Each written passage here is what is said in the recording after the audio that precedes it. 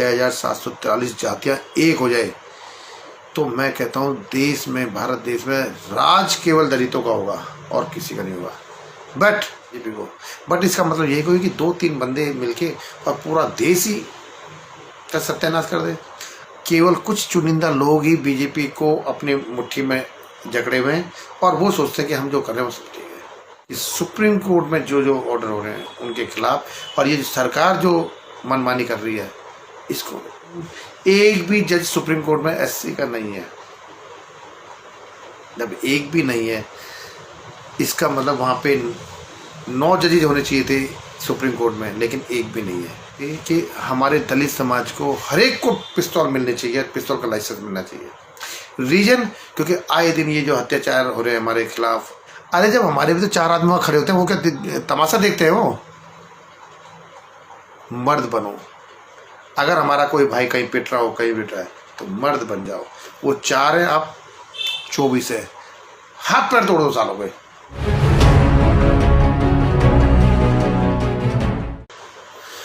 दोस्तों मैं आज बात करना चाह रहा हूँ सुप्रीम कोर्ट में जो कल पिटीशन डली है दलित समाज के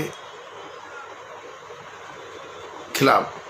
अब मैं आपको बता देता हूँ कि दलित समाज के खिलाफ क्यों है, क्या है और पिटीशन का मतलब क्या है।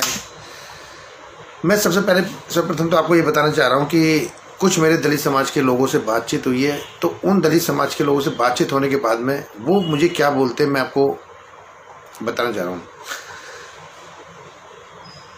दलित समाज में अगर देखा जाए तो 6,743 जातियाँ हैं, जिसमें सर्वप्रथम अगर हम लोग दलित समाज से लेके चलते हैं तो जैसे वाल्मीकि समाज, चमार आता है, उसमें कोली आते हैं, जाट आते हैं, खटीक आते हैं, मतलब मेघवाल, गुजर सभी उसमें आते हैं।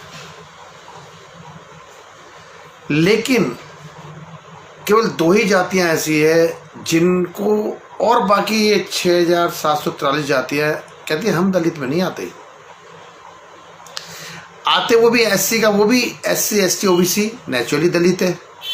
और लेकिन वो क्या करते हैं, एससी एसटी है, अपने आप को ना एससी एसटी का पूरा फ़ायदा तो उठाते हैं। नौकरी भी एससी एसटी ओबीसी से चाहिए और आज तक मिली भी उन्हें यहीं से, पढ़ाई भी होनी चाहिए।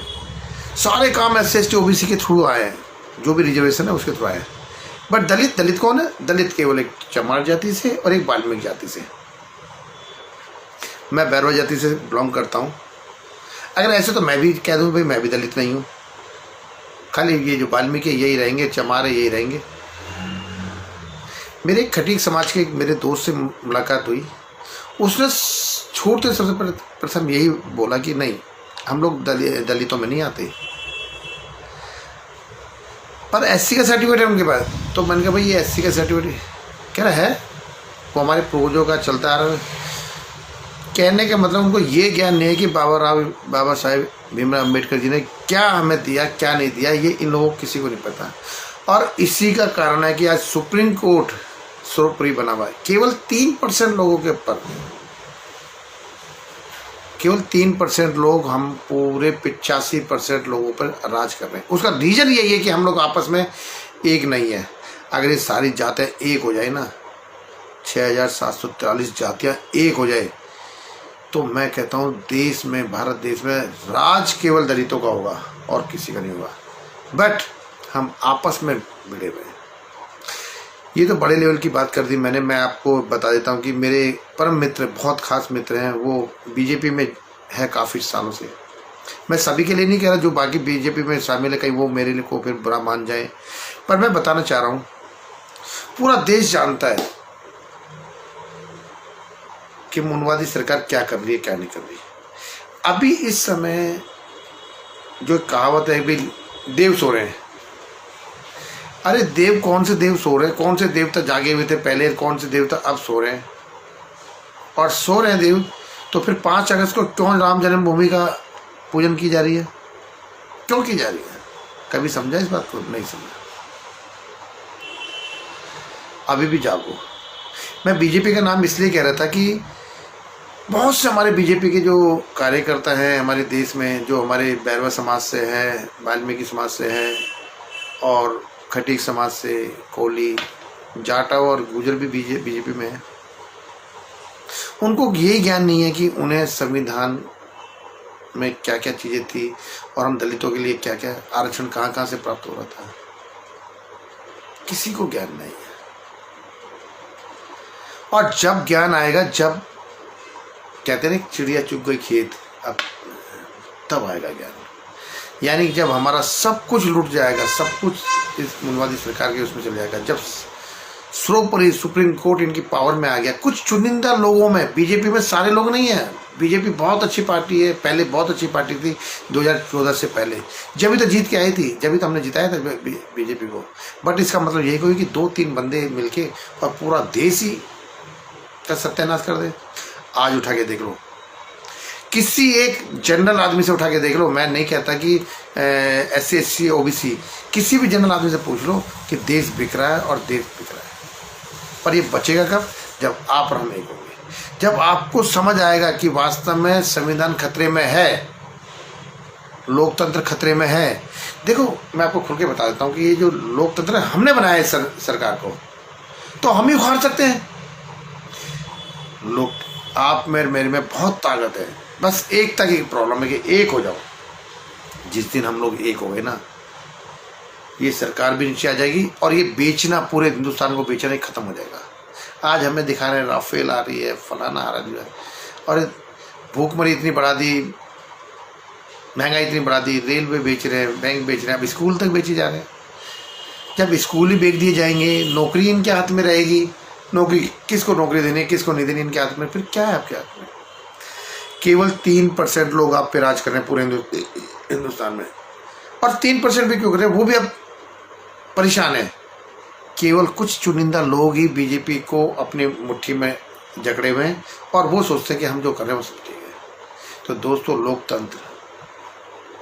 लोकतंत्र खतरे में इस समय, आपका संविधान खतरे में, इसे बचाया जाए।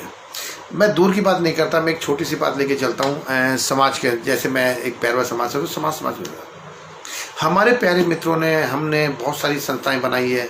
हर कोई कहता है ये मेरी संस्था, ये मेरी संस्था, ये मेरी। अरे मेरी तेरी क्या है संस्थाएं?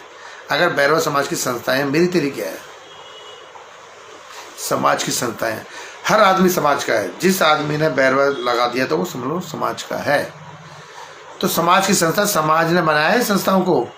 मेरी तेरी क्या होती है? घर में रजिस्ट्रेशन कर लो और अपने पूरे परिवार को लिखवा दो, मेरा दादा तो प्रेसिडेंट है, मेरा जीजा मेरा सेक्रेटरी है, मासी जी फलानी। ये क्या है? ड्रामा बना रखा है आप लोगों ने, मेरी तेरी। अरे समाज के लिए भी तो काम कर लो। और सर्वप्रथम तो समाज के लिए सबसे बड़ा काम ये करो कि सुप्रीम कोर्ट में जो ऑर्डर हो रहे हैं उनके खिलाफ, और ये सरकार जो मनमानी कर रही है, इसको आपको नहीं मालूम, एक भी जज सुप्रीम कोर्ट में SC का नहीं है। जब एक भी नहीं है, इसका मतलब वहाँ पे 9 जजेज होने चाहिए थे सुप्रीम कोर्ट में, लेकिन एक भी नहीं है। तो ये क्या है? जब तक हमारे जजेज नहीं होंगे, जब तक हमारी सरकार नहीं होगी, अब हम खाली इनसे लड़ते रहे। अब वक्त आ गया एक होने का। सब समाज एक हो जाओ, बैरवा समाज की सारी संस्थाएं एक हो जाओ। मजाल है आपके खिलाफ कोई कुछ कर दे, बट एक होना पड़ेगा आपको। हमें घर से बाहर निकलना पड़ेगा, और कुछ नहीं तो मोबाइल पे ही फॉरवर्ड कर दो कुछ मैसेज, आपको अच्छा लगता हो, पर देश तो बचाओ। हम अपने समाज को नहीं बचा पा रहे, देश बहुत दूर की बात है। ये मेरे दोस्तों के वर्ड है। अरे अगर एक हो गए ना, समाज भी बचेगा और देश भी बचेगा, पर एक होना तो सीखो।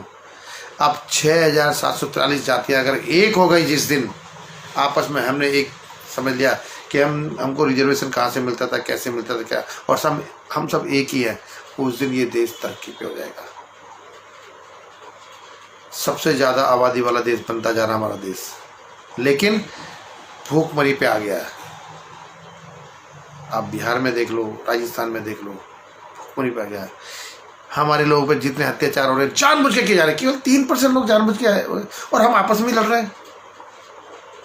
पहले बंद करो।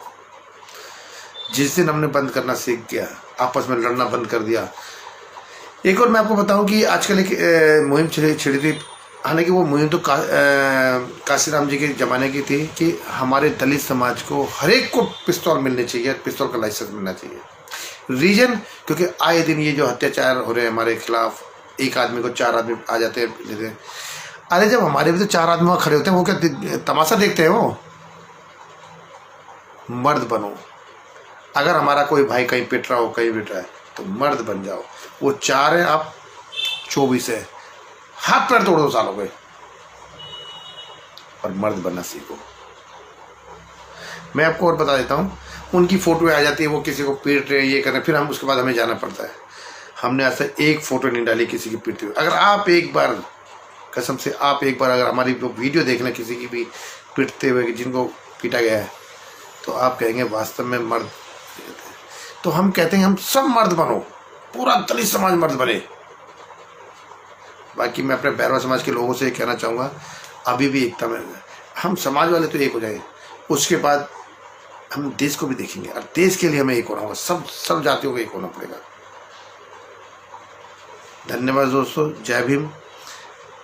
मैंने ये मैसेज मायावती जी तक पहुंचा दिया था, भाई चंद्रशेखर रावण तक पहुंचाया, बट उन्होंने 2 टूक जवाब दिया। मायावती जी उम्र से ज़्यादा हो गई है, 3 बार मुख्यमंत्री बन चुकी है, तो इसका मतलब उन्हें बहुत ज़्यादा घमंड हो चुका है। वो चंद्रशेखर को बिल्कुल नीचा दिखाना चाहते हैं कि एक नया लड़का है, जबकि वो ये नहीं जानते कि उनके बाद भी तो कोई आएगा, कोई तो होगा। भाई चंद्रशेखर अभी नए नए उभरे हैं, पर उन्होंने बहुत बड़ी गलती कर दी पार्टी बना के, और जिस दिन से उन्होंने पार्टी बनाई है उसी दिन से हमारे कम से कम भी आधा समाज बट गया है। तो दोस्तों इसको एक करना पड़ेगा, समाज दोनों को, भीम आर्मी और बहुजन समाज पार्टी को एक होना पड़ेगा, और मायावती जी को भी समझना पड़ेगा, अपने घमंड को नीचे लाना पड़ेगा। और भाई चंद्रशेखर को भी इस पार्टी बनाई है, बहुत बड़ी गलती कर दी, पर समर्थन और हम आपके साथ जब रहेंगे, जब आप एक होंगे। अगर विचार अलग अलग हुए तो हम आपके साथ कभी नहीं आ सकते। मैं चंद्रशेखर भाई से भी ये कहना चाहूँगा कि एक हो जाओ, ये मत दिखाओ कि मेरा नाम हो रहा है, मेरा नाम हो रहा है। अरे नाम किस बात है? नाम तो जब होगा जब हमारा काम होगा और संविधान बचेगा, वरना संविधान हमारे फूट से निकलता जा रहा है। जय भीम दोस्तों, मुझसे कोई गलती हुई तो माफी।